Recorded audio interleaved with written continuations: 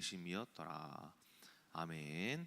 오늘 말씀은 이제 여호수아서의 땅 분배에 대한 말씀이어서 13장에서부터 이제 땅 분배가 시작되어지는데, 특별히 이스라엘 백성들이 이제 요단 강을 이제 건너야지만 가나안 땅을 이제 정복을 해서 할 수 있었거든요.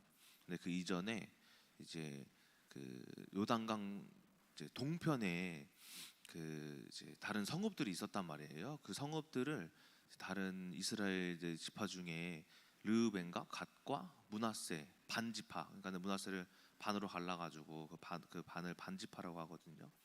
그 반지파를 이제 지파에게 그 땅을 먼저 배분을 해준 그런 내용이에요. 근데 오늘은 뭐 등장하진 않지만은 그렇게 배분을 받았다라는 겁니다.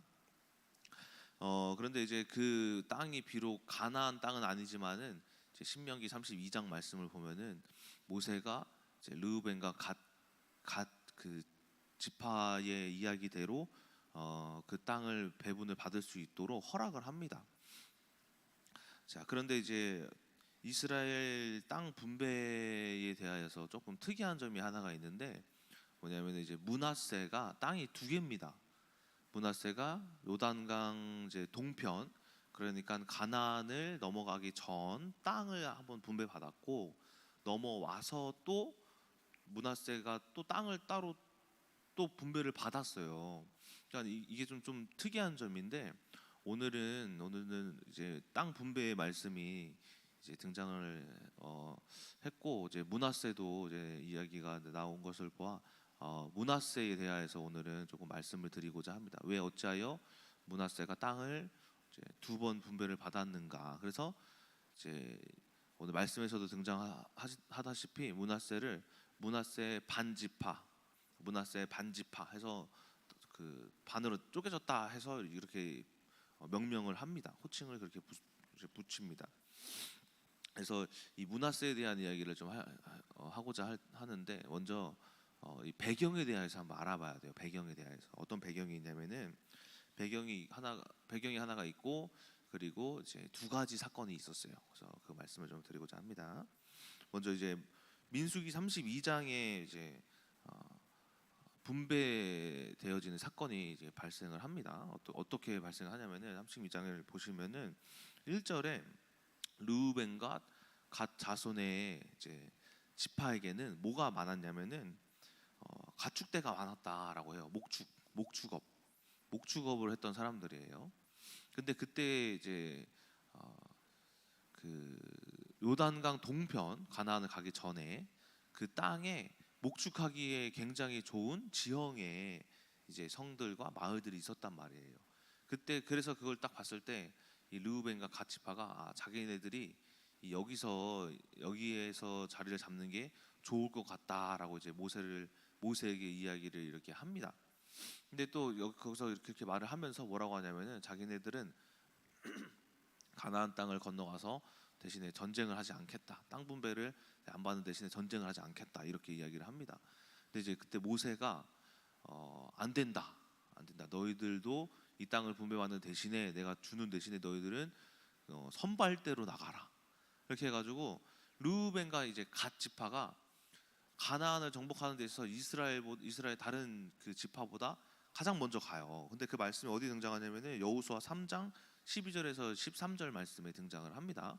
근데 여기에 누가 껴있냐면은 갑자기 므낫세가 등장을 합니다. 그래서 뭐라고 하냐면은 르우벤 자손과 갓 자손과 므낫세 반 지파가 모세가 그들에게 이른 것 같이 무장하고 이스라엘 자손보다 앞서 건너가더라.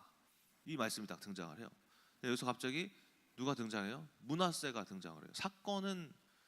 사건은 목축업을 했던 지파는 르우벤과 갓 지파인데 므낫세가 갑자기 등장을 한단 말이에요. 그런데 이제 여기서 또 그 민수기 1장으로도 가야 돼요. 어쨌든 이 사건을 딱 여러분 그 배경을 기억을 하시고, 자 민수기 1장에 뭐가 시작되냐면은 이스라엘 백성들의 첫 번째 인구 조사가 시작이 돼요. 그리고 민수기 26장에 두 번째 인구 조사가 시작이 됩니다. 그런데 이 첫 번째와 두 번째 인구 조사는 40년의 세월이 이제 차이가 있어요. 간격이 있어요. 그런데 12지파 중에 많은 지파가 40년 동안 마이너스 몇 명이 됩니다. 뭐 예를 들어서 르우벤은 마이너스 2,000명. 40년 동안 더 자녀를 못 낳은 거예요. 죽은 거예요. 어떤 뭐 저주를 받거나 아니면은 뭐 굶어 죽거나 뭐 해가지고. 시므온 지파는 좀 심합니다. 얘네는 마이너스 3만 7천 명. 갓 지파는 마이너스 5천 명. 근데 나머지 지파는 해봤자 뭐 1,000명, 2,000명 해서 뭐 유다는 1,900명 이렇게. 근데 므낫세랑 에브라임이 인구가 40년 동안 엄청나게 증가를 해요. 므낫세는 2만 명 증가를 하고 또 이제 에브라임이 12,000명 증가를 해요. 그러니까 둘이 합쳐갖고 약 1.8배 정도가 증가를 합니다. 그러니까 에브라임은 약간 2만 명, 므낫세가 한 2만 2천 명이었는데 이제 2만 명이 증가하면서 약 4만 명 정도가 됐고 에브라임도 12,000명이 증가하면서 대략 한 5만 명 정도 됐던 것으로 봐요. 그래서 대략 둘이 합치면 거의 9만 명 정도 됐다고 보여지는데, 근데 이 여호수아의 땅 분배가 17장에 이제 어떻게 설명이 돼요? 17장에 에브라임 므낫세 땅이 분배가 되기 시작하는데 여기서 어떻게 땅 분배를 하냐면은 야곱에게는 12아들이 있었죠. 그런데 레위 지파가 나가면서 11명이 됐죠. 지파가. 근데 그 중에 요셉 지파 있죠. 요셉의 아들들 둘을 지파로 나눠서 뭐 에브라임과 므낫세 지파로 둘로 나눠서 12지파를 만들었죠.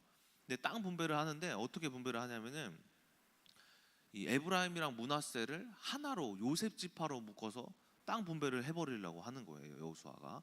근데 그 이전에 모세의 명령이 있었겠죠. 그래서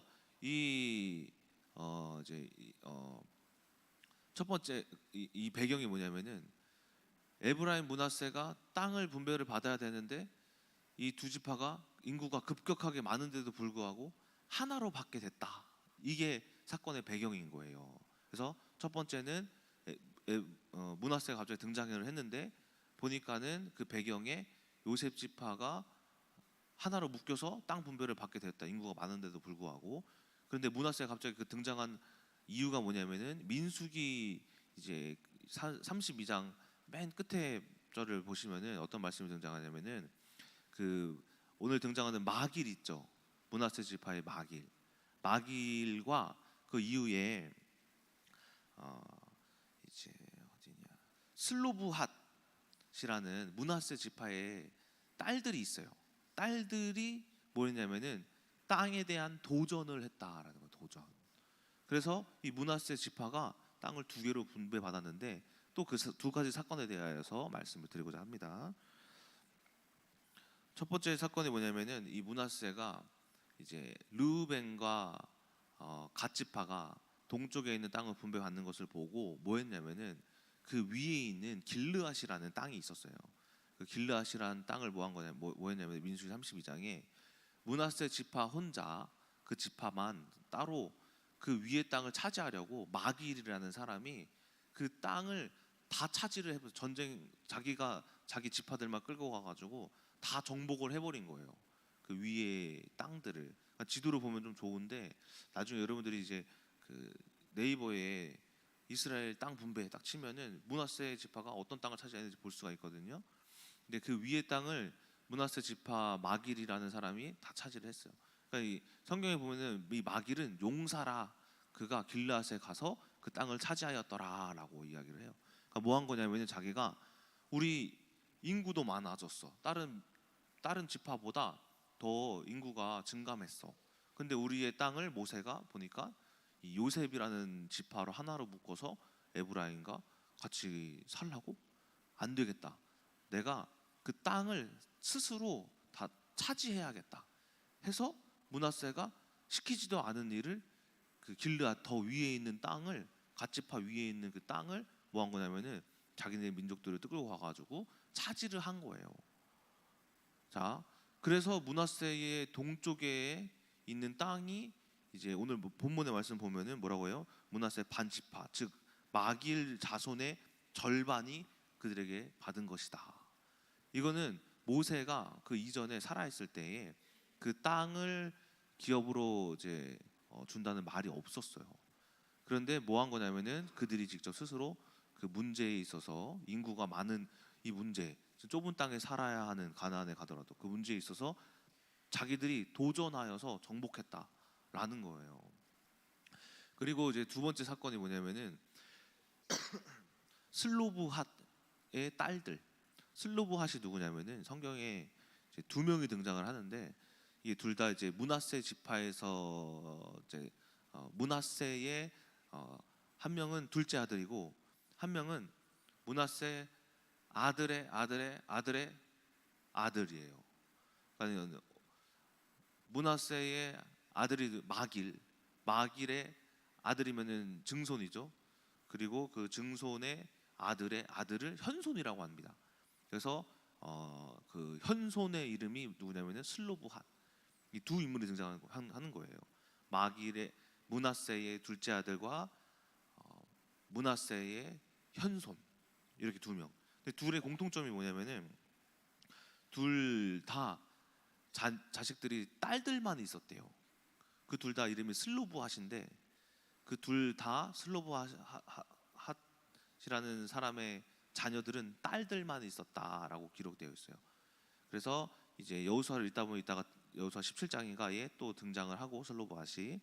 그리고 나중에 이제 역대상에 보면은 여러분들 그 슬로브핫의 이름이 족보가 등장을 또 합니다. 여러분 딸들 낳으시려면 이름을 슬로브핫을 하면 딸들 낳으시는 거예요. 자, 어쨌든 그런데 이 슬로브핫의 아들 그 딸들 중에 누가 이제 어떤 사건을 벌이냐면은 그 현손 므낫세의 아들의 아들의 아들의 딸들, 그 현손이 이제 민수기 20 어딨냐 7장에 슬로브핫의 딸들의 요청이 등장을 해요. 이게 어떤 요청을 하냐면은 이 자기 아버지가 광야에서 죽었어요. 슬로브핫이 죽었어요. 근데 이제 모세가 가나안에 가면 땅들을 분배받는다라고 이제 이야기를 했는데 므낫세의 땅이 없는 거죠. 므낫세의 땅이. 그런데 이제 그 딸들이 이제 가가지고 뭐라고 이야기를 하냐면은 모세요, 우리가 할 말이 있다. 그래서 뭐냐 보니까는 우리 아버지가 고라자손처럼 죄를 범한 것도 아니고 자기 명을 다해서 순종하다가 이렇게 돌아가셨는데 왜 우리들의 이제 딸들 우리들의 아버지의 이름으로 된 기업이 없느냐? 나는 그 기업을 받는 것이 마땅하다고 생각을 한다라고 딱 요청을 하는 거예요. 아예 므낫세의 땅이 없었거든요. 근데 이 모세가 그래서 하나님께 민수기 27장에 보면은 기도했다 그래요. 하나님 어떻게 합니까? 하니까는 하나님이 뭐 하시냐면 그때 상속법상 여자가 받을 수 없는데 하나님이 민수기 27장에 말씀하시기를 그들의 말들이 옳도다. 그래서 내가 법을 바꾸겠다. 만약에 남자가 죽으면은 그 남자의 자손들이 물려받고 그게 딸이든 남자든 근데 그게 그들이 죽으면 그 형제에게. 그래서 하나님께서 이 슬로브핫의 딸들의 요청에 의해서 상속법을 아예 바꾸세요. 그래서 그때 모세가 이 슬로브핫의 딸들에게 뭘 하냐면 약속해요. 그래? 그러면 그 땅들을 너희들에게는 허락하겠다 해요. 그리고 여호수아 시대가 와가지고 이 여호수아가 진짜 실제적으로 가나안 땅을 정복해서 분배를 할 때 슬로브핫의 이 요청 때문에 에브라임과 므낫세가 나눠져요. 그래서 이 에브라임과 므낫세가 나눠짐으로써 슬로브핫의 딸들에 의해서 이 므낫세의 지파가 또 서쪽에 또 땅을 분배받는 사건이 발생했다라는 거예요. 자, 무슨 말이냐면은 이 므낫세 지파의 이제 그 지파의 특징인 것 같아요. 그 지파의 어떤 특징이냐? 문제 앞에 도전했다라는 거죠. 인구가 많은데 우리가 그 가나안 넘어가가지고 그 많은 인구 요셉 땅 하나로 살라고? 이 마길이라는 이 용사가 안 되겠다. 우리들의 땅은 내가 도전하여 찾아야겠다. 그래서 뭐였냐? 우리가 그 마길이 그 문제 앞에 도전했다라는 거예요. 슬로보아스의 딸들도 마찬가지였죠. 우리 아버지가 돌아가셨어. 우리는 기업이 없어. 우리 어떻게 해야 될까? 우리 도전하자. 모세에게 찾아가서 한번 요청해보자. 그래서 슬로보아스 딸들이 가가지고 뭐 한 거예요? 그들은 서쪽에 있는 가나안의 땅을 뭐 한 거예요? 그들이 문제 앞에 도전함으로써 그 땅을 분배받았다라는 거예요. 무슨 말이냐? 우리가 오늘 말씀을 통해서 제가 드릴 말씀은 뭐냐? 문제 앞에 도전해라라는 거예요. 도전해라. 문제 앞에 우리가 회피하지 말고 도망하지 말고 그것을 우리가 정복하고자, 아니면은 그게 정복이 안 되면은 어떠한 다른 방법이라도 우리가 찾음으로써 하나님 앞에 열심을 다해서 우리가 그 땅을 차지하자라는 거예요. 하나님 주신 축복을 차지해야 된다라는 거예요. 항상 하나님은 어디 계시냐면은 문제와 환난 가운데에서 하나님께서 역사하고 또 그 안에 계심을 우리가 볼 수 있다라는 거죠. 그런데 우리 이 젊은 요즘의 청년들은 뭐 이런 말이 있어요. 3D 업종을 피해라. 3D 업종이 뭡니까? 직종. 3D 직종이란 뭐냐면은 difficult, dirty, dangerous, 다 D자로 시작하는 영어. 그러니까는 어렵고 더럽고 힘든 일들을 피하자라는 게 이 요즘 젊은 세대들의 특징이라고 합니다. 근데 하나님은 어디 계신다고? 이 어렵고 더럽고 힘든 일 가운데 하나님이 계신대.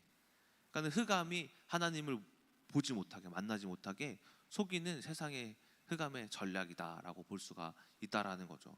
근데 하나님은 이 말씀을 통해서 우리들에게 말씀하시는 것이 무엇이냐면은 우리가 그 힘든 일을 도전하고 어려운 일을 도전하고 그 더러운 일들을 도전함으로써 하나님이 주시고자 하는 그 축복을 우리가 쟁취할 수 있다라는 거예요. 저도 그랬죠.